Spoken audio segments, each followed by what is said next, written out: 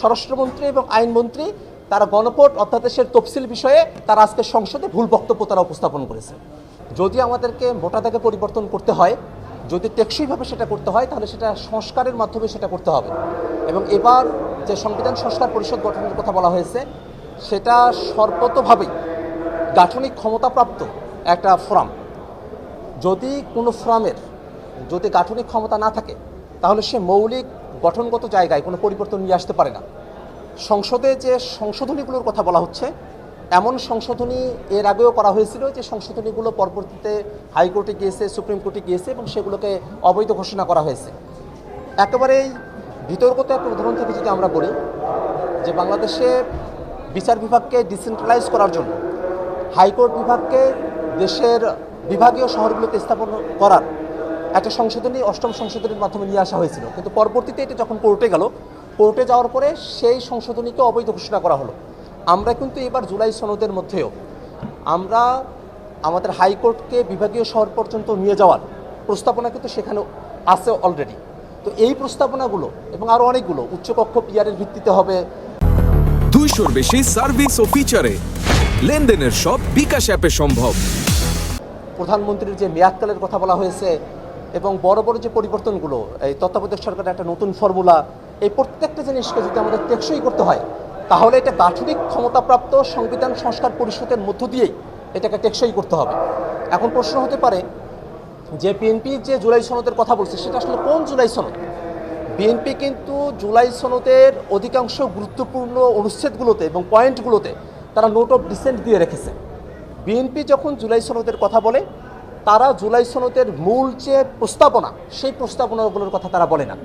জুলাই সনদে বিএনপির দেওয়া যে নোট অফ ডিসেন্ট, তারা শুধু সেটার কথাই তারা বর্ণনা করে। এই কারণেই আমরা বলছি যে জুলাই সনদের পর্ব শেষ হয়ে আদেশ হয়েছে, অধ্যাদেশ হয়েছে, গণভোট হয়েছে, সংবিধান সংস্কার পরিষদ আমরা শপথ গ্রহণ করেছি, তারা হয়তো করেন নাই, কিন্তু সেটা কিন্তু গঠন হয়েছে।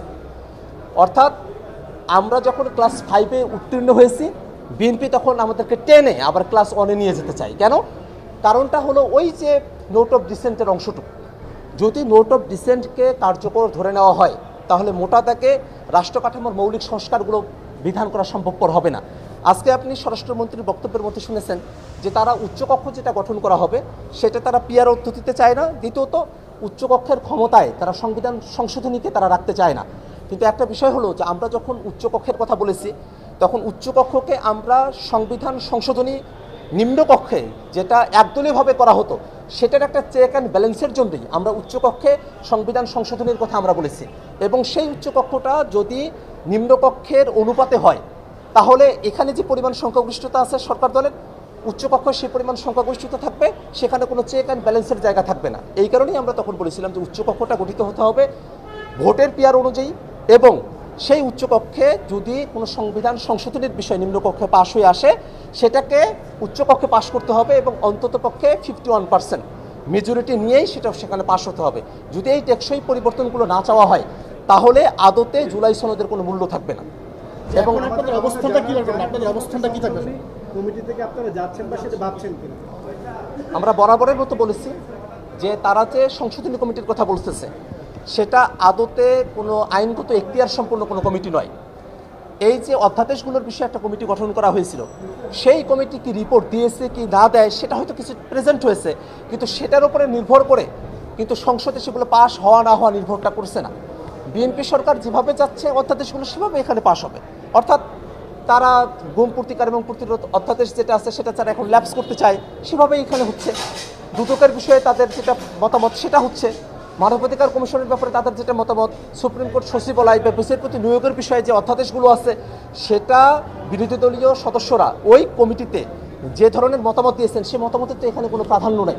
এই কারণে যে কমিটির কথা বলা হচ্ছে সংশোধনী কমিটি, সেই সংশোধনী কমিটি আদতে কোনো বিতর্কত এখতিয়ার সম্পূর্ণ কোনো কমিটি নয়। এটা হয়তো একটা কমিটি হবে যে কমিটির ব্যাপারে তারা বলছে যে সংসদ সদস্যরাও থাকবে, বাইরের এক্সপার্টরাও থাকবে, তারপরে সুশীল সমাজের ব্যক্তিরাও থাকবে, সাবেক বিচারপতিরাও থাকবে। এই যে একটা কমিটির কথা বলা হচ্ছে, এই কমিটির কোনো আদতে যে কার্যক্রমগুলোর কথা বলা হয়, এই সমস্ত কার্যক্রম আমরা ঐক্যমত্য কমিশনেই আমরা শেষ করে এসেছি।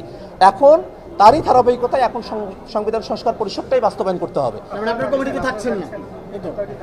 আমরা বরাবরের মতো এটা বলেছি যে আমরা সংবিধান সংস্কারের জন্য যে সংবিধান সংস্কার পরিষদের যে কমিটি সেটার দিকে আমরা অগ্রসর হতে চাই, সেই ফোরামের দিকে আমরা অগ্রসর হতে চাই। এবং একটা বিষয় একটু আপনাদেরকে জানায় রাখা প্রয়োজন, আজকে মাননীয় আইনমন্ত্রী এবং মাননীয় স্বরাষ্ট্রমন্ত্রী তারা গণভোট অধ্যাদেশের তফসিল নিয়ে তারা চূড়ান্ত একটা ভুল বার্তা তারা দিয়েছেন, একটা ভুল তারা করেছেন।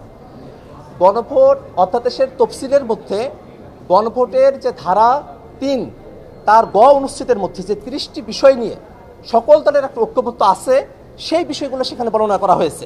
সেই 30টি বিষয়ের মধ্যে এটাও আছে যে উচ্চকক্ষ গঠন করা হবে, সেই বিষয়টা সেখানে উল্লেখ করা হয়েছে।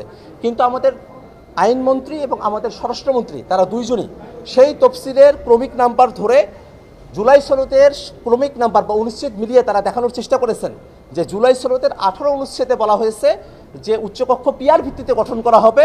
সেই পিআর ভিত্তিতে গঠন করার এই 18 নম্বর অনুচ্ছেদ সেটা গণভোট অধ্যাদেশের তফসিলের মধ্যে সেটাকে অন্তর্ভুক্ত করা হয় নাই। তারা যেটা ভুল করেছেন সেটা হলো এই উচ্চকক্ষ পিআর ভিত্তিতে গঠন করতে হবে, সেটা এই গণভোট অধ্যাদেশের 3 নম্বর ধারার খ উপধারায় এটা বলা হয়েছে, আর তফসিলটা হলো গ উপধারা নিয়ে।